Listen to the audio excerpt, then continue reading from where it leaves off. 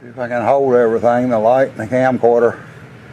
There's the clamp that pulled the rear end back together. After one of those bolts snap in two, the rear end spreads apart. So I made that clamp.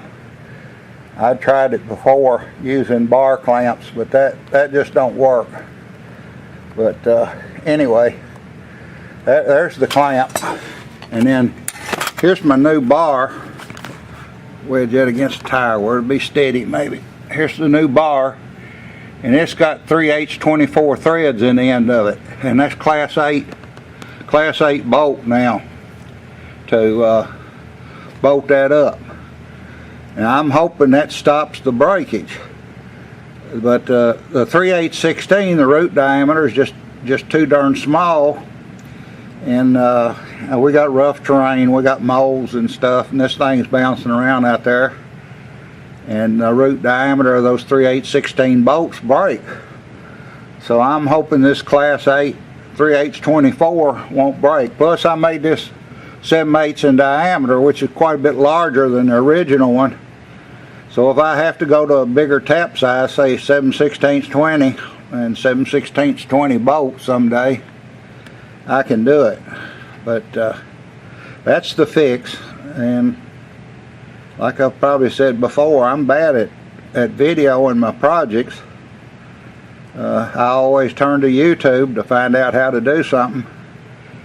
Maybe this video will be helpful to somebody.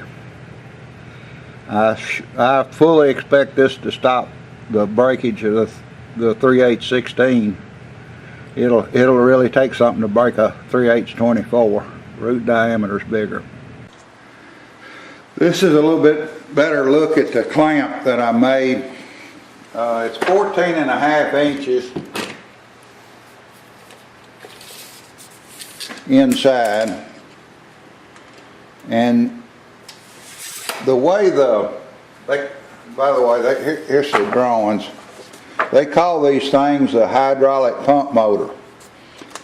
And when one of these bolts break, these 3/8 16 bolts break, these things can spread apart.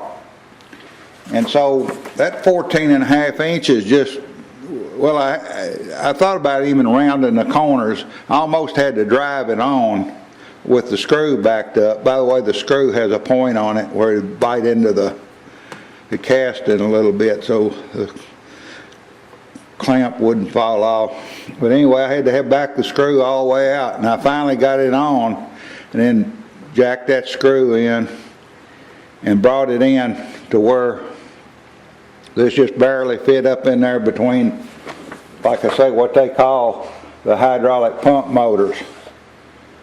And 16 probably spacer tube they call it. It's not really a tube. It's a piece of rock drilled and tapped in each end. But anyway, I got rid of the 3/8 16 because they kept breaking on me. Now these are stainless. I even had class 8 break one time. But this stainless didn't break, but I was fixing to add a weight box to the mower, and I don't trust these anymore. I put chains on it yesterday and a snow blade I'd made for it. So I wanted to go to the fine thread because the root diameter's bigger on the fine thread, and then of course I went to a class 8 bolt.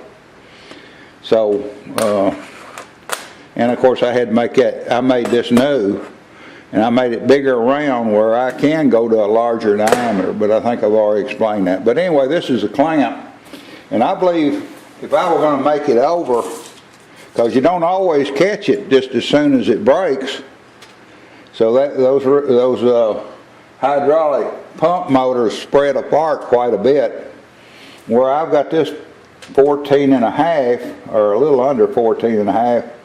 I believe I'd go 14 3/4. 15 probably be more than enough.